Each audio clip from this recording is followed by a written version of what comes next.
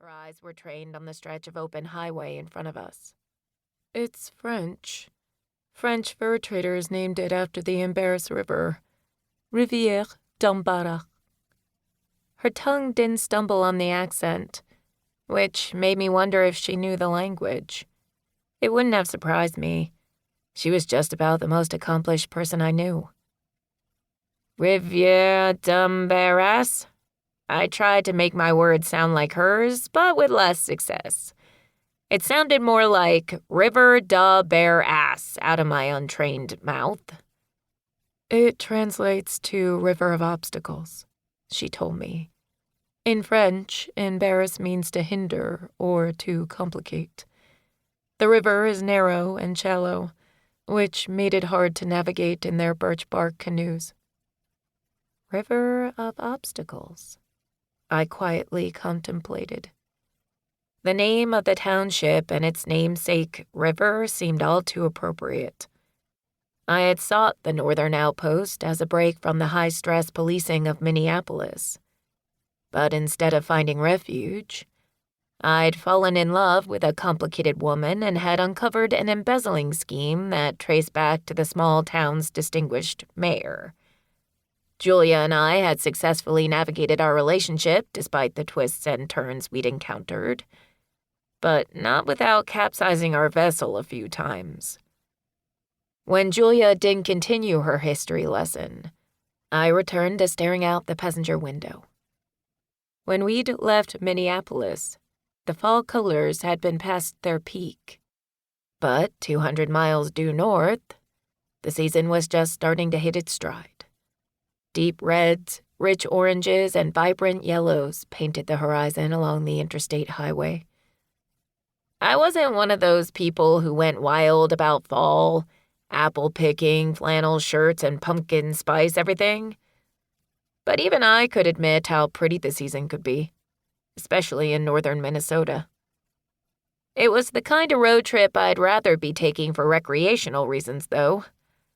I imagined convincing Julia to get on the back of my Harley Sportster and we'd ride out at our own pace, on our own schedule, stopping now and again to stretch our legs or grab a meal at a rural roadside diner.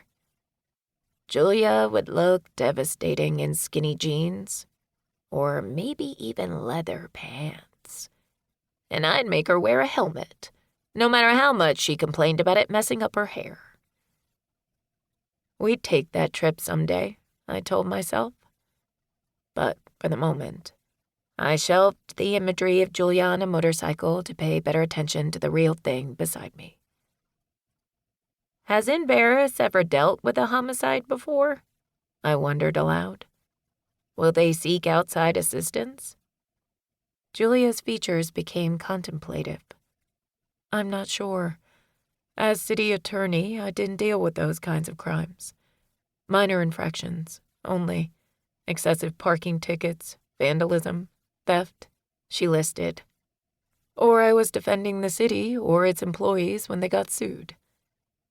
I nodded, remembered how magnificent she'd been in the courtroom when she'd defended David Adams after he'd been sued by a local businessman who'd got caught serving alcohol to minors. Everyone in the courtroom, even the judge, had been in awe of her talent, among other things.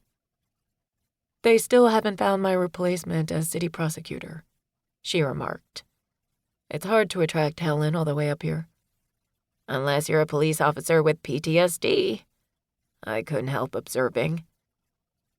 Julia tilted her head in acknowledgement before continuing. The person serving in the interim in my old position is a solid, temporary solution. But I can't see him being ready to try anything more serious than parking infractions. Plus, Embarrass only has a couple of cops, I noted. Who knows if they were able to hire someone for third shift after I left. They might call up the county to help out, but more likely Chief Hart is getting assistance from the BCA, the Minnesota Bureau of Criminal Apprehension. The division was created for these exact situations, I said, thinking aloud. They'll send over agents from a neighboring field office and use the crime lab in St. Paul. I didn't know that. It's awfully handy having a